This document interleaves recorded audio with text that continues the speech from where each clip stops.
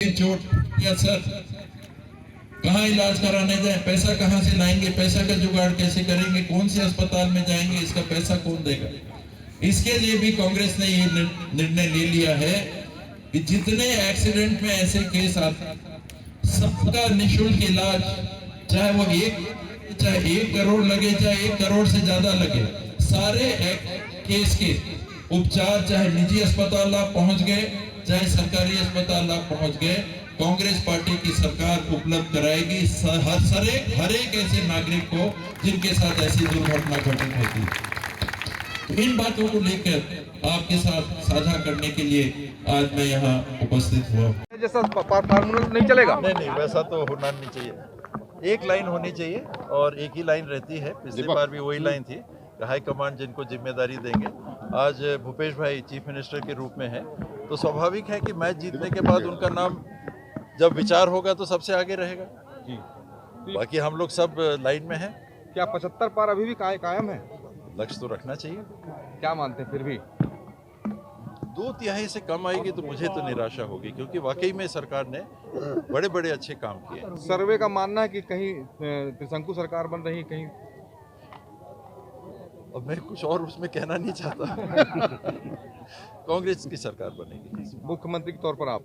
नहीं, जिसको पार्टी कहे। और पहले विचार में जब सिटिंग है और उनकी अगुवाई में हम लोग अगर जीत रहे हैं, जॉइंट लीडरशिप में हम लोग चुनाव लड़ रहे हैं, लेकिन एक जन तो कप्तान होता है, नहीं तो सब खिलाड़ी कौन कहाँ फील्डिंग करेगा, कौन कहाँ बैटिंग करेगा, एक आदमी को तो तय करना रहता है। तो पहला विचार फार्मूला चलेगा।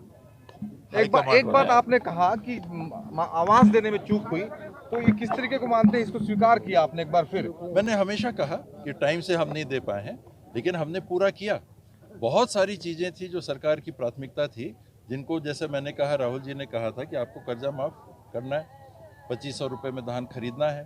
2500 में हम अगर धान खरीदते हैं और उसका बाजार भाव जो FCI चावल उठाता है, उसके बाद जो चावल बचता है, घाटे में हमको बेचना पड़ता है। 2-2, 3-3 हज़ार करोड़ रुपए उसके लगते हैं। हमने तो किसान का भाव नहीं घटाया, सरकार ने अपने ऊपर लिया यानी कहीं ना कहीं उसका अंतर आएगा।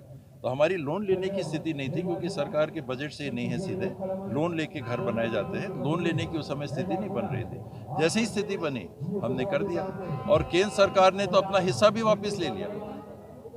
जो उन्होंने पैसे भेजे थे वो भी उन्होंने वापस ले लिया, लेकिन फिर भी छत्तीसगढ़ की सरकार ने पुराने जितने भी घर बचे थे 6,99,000 कुछ सौ, उनको मंजूर दिया।